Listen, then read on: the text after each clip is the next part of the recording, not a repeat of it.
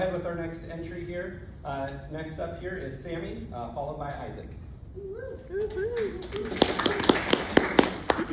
Hello, my name is Sammy Williams. I'm with Minor Assembly of God. I'm a junior in high school. The title of my sermon today is Generous Love. I'll be preaching out of Luke 15, verse 11 and 13, Hebrews 13:8, and I'll be referencing the story of Paul in Acts 9.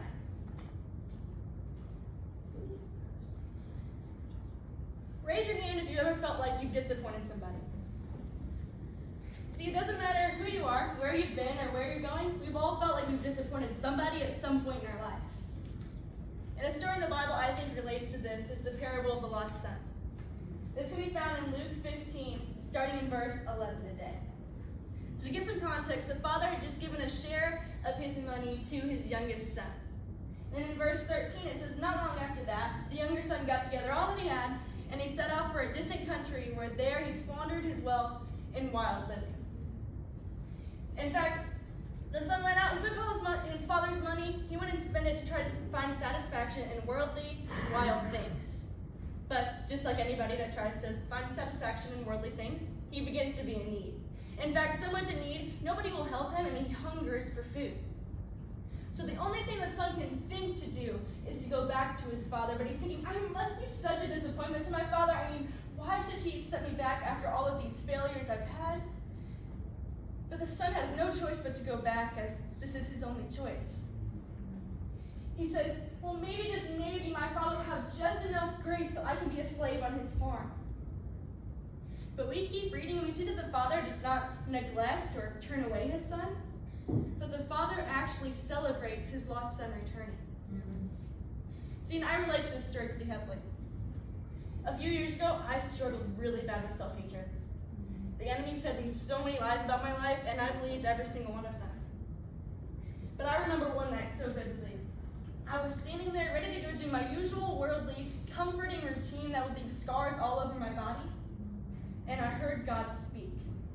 He said, I'm right here, my child, come to me. And to be honest, I said, I'm sorry, God, no, I can't. And I kept doing these routines that led me down a path of destruction. And I kind of thought that'd be it for my relationship with God, because why should he keep chasing after me? I mean, his grace must be empty after all of this. But that was a complete lie from the enemy. You see what I realized? I turned back to God, and I realized he loved me like I had never left. See, our human brains believe that God will leave us after so much disappointment or failure, but the truth is that his love and his grace are as deep as the ocean, and that is not an exaggeration. I mean, just look at Saul in Acts 9. Saul was killing innocent Christians. You'd think that'd be a pretty big red flag for God, right? But here's the thing. God saw through to Saul's purpose of being Paul. It's good. Let me say that again. God saw through to Saul's purpose, who was so far gone, to Paul's purpose, who would go on to write many books of the Bible and lead many people to faith. Yeah, it's good. See, in all of these stories, I see the same pattern. You take the lost son who tried to find all of these things in the world, but as soon as he turned back to his father, the father had open arms for his lost son returning.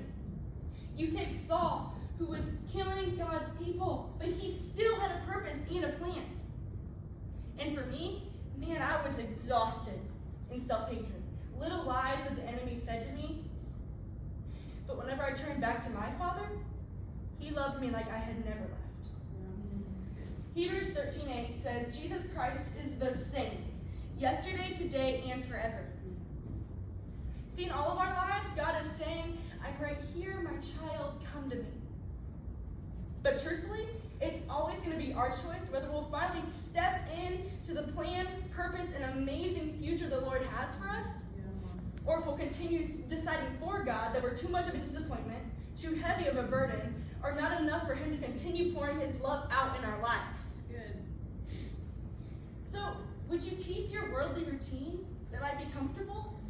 Or would you finally step in and soak into the generous love of our Father?